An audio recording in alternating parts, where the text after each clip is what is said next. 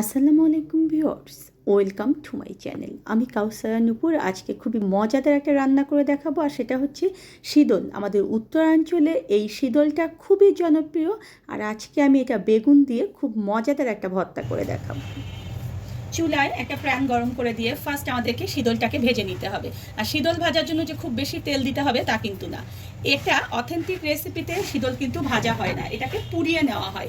মানে আগুনের যে কয়লা থাকে সেই কয়লার মধ্যে আমাদের গ্রাম বাংলায় কিন্তু এই শীদলটাকে পুড়তে দেয়, আর পোড়ানোর পরে তারপরে তারা সেই প্রসেস করে শীদলটাকে রান্না করে। কিন্তু যেহেতু আমাদের পোড়ানোর ব্যবস্থা নেই, কয়লার ব্যবস্থা নেই, তাই আমরা এখানে অল্প আঁচে অল্প তেল দিয়ে এটাকে একদম সুন্দর ছেঁকে নেব।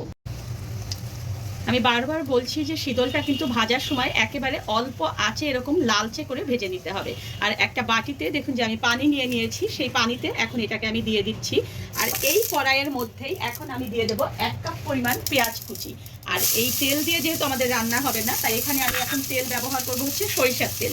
এর বদলে আপনারা এখানে সয়াবিনের তেলও ব্যবহার করতে পারবেন। আমি 1/4 কাপের চেয়ে একটু বেশি পরিমাণে তেল দিয়ে দিলাম। আমার দুটো শীদল, আমি এখানে আজকে 3 থেকে 4টা বেগুন ব্যবহার করব, সেই অনুযায়ী তেলটা দিয়েছি। আপনারা আপনাদের শীদল এবং বেগুন অনুযায়ী তেলটাকে দিয়ে দেবেন। এখন হালকা ব্রাউন করে এটাকে আগে ভেজে নেব।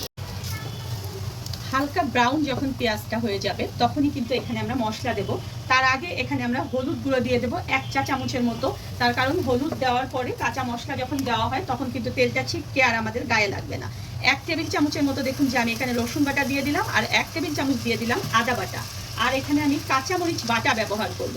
সব সময় শীদলে কাঁচামরিচ দিয়েই রান্না করতে হয়, এটাই হচ্ছে অথেন্টিক রেসিপির একটা বৈশিষ্ট্য। তবে কাঁচামরিচটা আমি দেখুন যে একটু ভেজে বেটে নিয়েছি।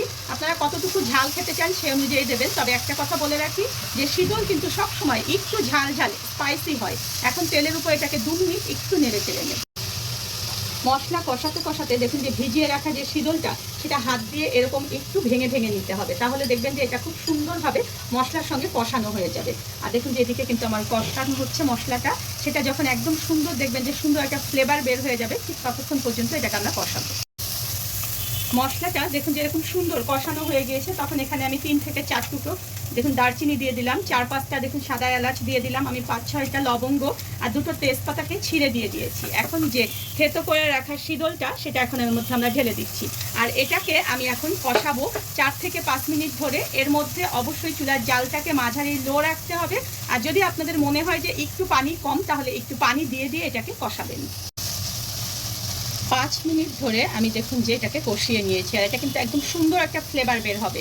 কাঁচা যখন আমরা শীদল দেই তখন কিন্তু ফ্লেভারটা, আর এরকম কষানোর পরে ফ্লেভারটা কিন্তু সম্পূর্ণ ভিন্ন রকম হয়ে যায়। এখন এর মধ্যে আমি দেখুন যে 1/2 কাপ পরিমাণ রসুন এভাবে কোয়া করে ছিলে নিয়েছি, সেটাকে দিয়ে দিচ্ছি। আর আমি এখানে 3টা বেগুন দেখুন যে টুকরো করে কেটে নিয়েছি, এগুলোকেও এর মধ্যে দিয়ে দিচ্ছি। দিয়ে এটাকে আমি আবার এখন 1/2 কাপ পানি দিয়ে একটু কষাবো। কষানোর এই পর্যায়ে এসে এখানে আমরা লবণ দিয়ে দেবো। আমি আমার টেস্ট অনুযায়ী লবণ দিয়ে দিলাম, আপনারা আপনাদের পরিমাণ মতো লবণ দিয়ে দেবেন। কারণ এই যে বেগুন দেওয়ার পরে যখন লবণ দেওয়া হয় তখন কিন্তু বেগুনটা সিদ্ধ হয়ে যায় খুব তাড়াতাড়ি, তাই আগে লবণ ব্যবহার না করে এরকম বেগুন দেওয়ার পরে লবণটা ব্যবহার করলে খুবই ভালো হয়।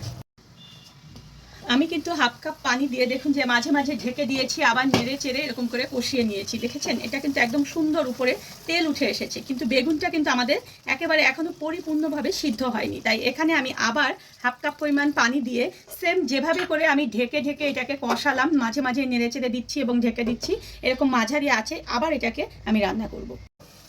দেখুন নাড়তে নাড়তে কিন্তু আমার একেবারে প্রায় রান্নার শেষের দিকে। দেখেছেন এটা ঠিক এরকম হবে।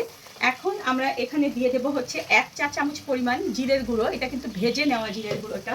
আর এখানে আমি দিয়ে দেবো 1/2 চা চামচ পরিমাণ গরম মশলার গুঁড়ো। আমার চ্যানেলে দেখবেন যে জাদুকরি 3 মশলা রয়েছে, সেখানে গরম মশলা গুঁড়ো করার সঠিক প্রসেস দিয়েছি। আমি ডেসক্রিপশন বক্সে লিঙ্ক দিয়ে দেবো। আর কয়েকটা কাঁচামরিচ ফালি এখানে দিয়ে দিচ্ছি আমি। এটা একটু ঝাল ঝাল যেমন হবে তেমনি কিন্তু একটা কাঁচামরিচের সুন্দর ফ্লেভার হবে। এখন চুলার আঁচটাকে একেবারে কমিয়ে দিয়ে এটাকে আমি নেড়ে চেড়ে আরও একটু শুকিয়ে নেব। যখন দেখবেন যে এরকম প্যান থেকে গা ছাড়া হয়ে গিয়েছে দেখুন, ঠিক তখনই এটা কিন্তু আমাদের হয়ে গিয়েছে। এর মধ্যে আপনারা একটু লবণ টবণ চেখে দেখবেন যে আর লবণ লাগবে কিনা, বা আর আপনারা ঝাল খেতে চান কিনা। ঠিক এই অবস্থায় এখন এটাকে আমরা পরিবেশন করব। গরম ভাতের সঙ্গে এই যে বেগুন এবং শীদলের এই ভর্তাটা এটা এতটাই মজাদার, আর স্পাইসি খাবার যারা পছন্দ করে একটু ঝাল ঝাল তারা কিন্তু অসম্ভব মজা পাবেন এটা। ধন্যবাদ সবাইকে আমার সঙ্গে থাকার জন্য। আর আমার পরবর্তীতে আরও নতুন কোনো ভিডিও পেতে হলে প্লিজ আমার চ্যানেলটা সাবস্ক্রাইব করে পাশেই থাকবেন।